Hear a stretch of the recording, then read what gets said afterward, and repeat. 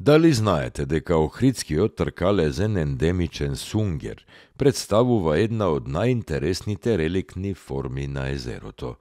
Во Охридското езеро живеат и други видови сунгери кои се пораспространети.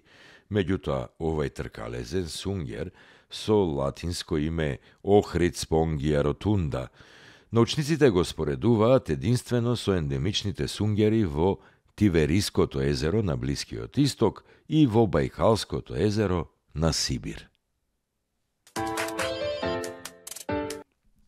Дали знаете дека во селото Извор на десниот брег од реката Изворчица се простира локалитетот наречен Дзунивер?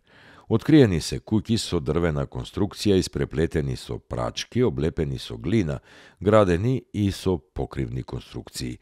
Од пронајдениот археолошки материјал се дознава дека жителите на оваа населба покрај садови од глина изработувале и ткаенини и обработки од кожа. Пронајдени се тегови за разбои, пршлени како и коскени шила.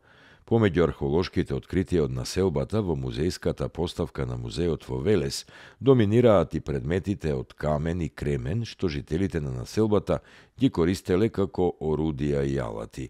Археолошките истражувања открија и накит изработен од коски, полудраги камења, школки и печена глина.